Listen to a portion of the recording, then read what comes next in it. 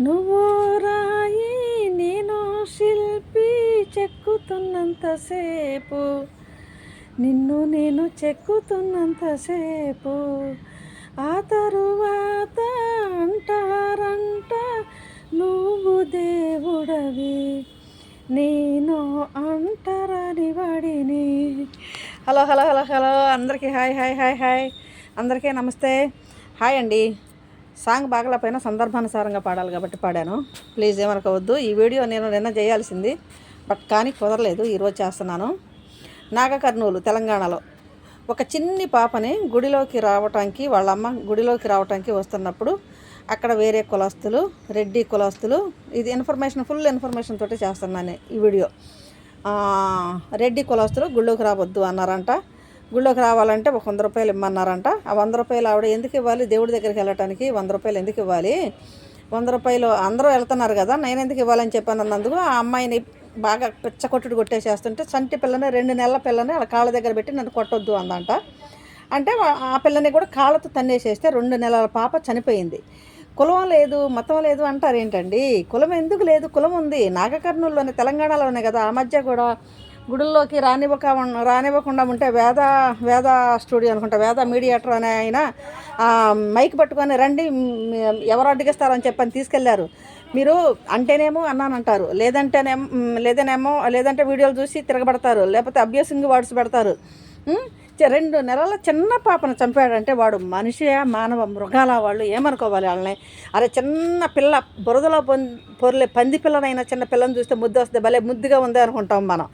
అలాంటిది మరి ఒక చిన్న పసిపాపని, ఒక తల్లి 10 నెలలు మోసి కన్న చిన్న పసిపాపని 2 నెలల పాపని చంపేశాడంటే అది మనిషి, మానవ, మృగమా? మరి ఇప్పుడు మీరు అంటారు కదా కులం లేదని. ఇప్పుడు అంటే మతం అనేలో నుంచి, కులంలో నుంచే మతం పుట్టుకొచ్చింది. ఎందుకంటే ఇక్కడ ఎవరికి మతం ప్రధానం కాదు, మతం అనేదాన్ని అడ్డు పెట్టుకున్నారు.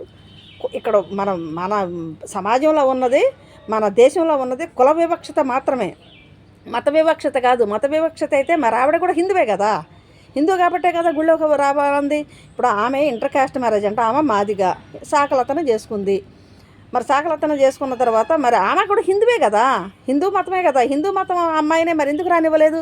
ఇక్కడ ఉన్నది కులమా మతం అంటారు చెప్పండి? కులం. ఇక్కడ హిందువులు కూడా మాదిగలు హిందువులు ఉన్నారు. కానీ మరి వాళ్ళ పట్ల మీరు కుల వివక్షత ఎలా చూపిస్తున్నారు? సో ఇప్పుడు అదే నేను పాట పాడాను కదా, నువ్వో రాయి నేనో శిల్పి అనేది. ఆ శిల్పాన్ని చెక్కేటప్పుడు, ఆ రాయిని శిల్పంగా మార్చేటప్పుడు ఆ చెక్కే శిల్పి మాదిగా, లేకపోతే ఇంకొక కులమా, ఇంకొక మతమా, ఇంకొకట ఏమీ లేదు.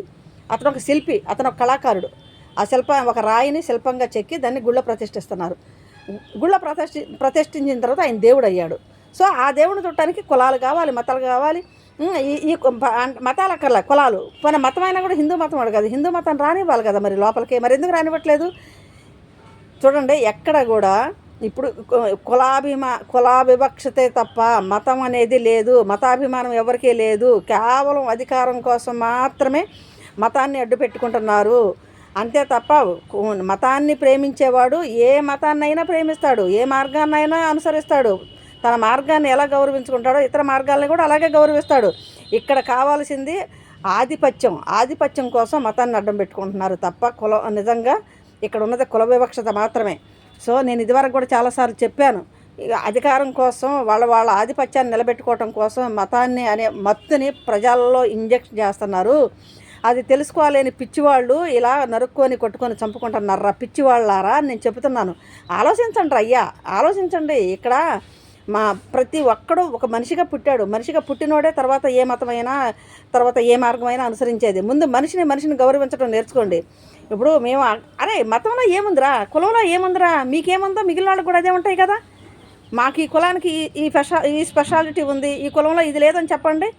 మేము గొప్ప కులం అని చెప్పుకునే వాళ్ళందరికంటే కూడా తక్కువ కులపు వాళ్ళు చాలా నీట్గా, చాలా శుభ్రంగా, చాలా పరిశుభ్రత, చాలా నిష్ట నియమాలతో బ్రతుకుతారా.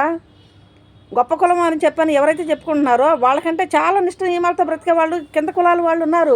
మీరు పెట్టిన కులాల వాళ్ళు ఎందుకు పెట్టారో వాళ్ళ అవసరాలు ఏదో అప్పుడు ఆ రోజుల్లో కులాలు పెట్టుండొచ్చు. ఈ వీడియోలు ఎందుకనే ఉంటుంది, దయచేసి మీరు చూడండి. అది ఎందుకనే ఇప్పుడు నాగకర్నూలులోనే కాదు చాలా చోట్ల కుల వివక్షత, ఇది మత వివక్షత కాదు, కుల వివక్షత మాత్రమే.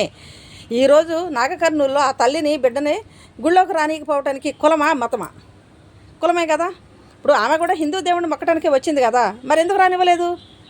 ఆమెది కూడా ఆ దేవుడిని మొక్కటానికి వచ్చింది కదా, మరి ఎందుకని ఇక్కడ కులం అడ్డొచ్చిందా మతం అడ్డొచ్చిందా?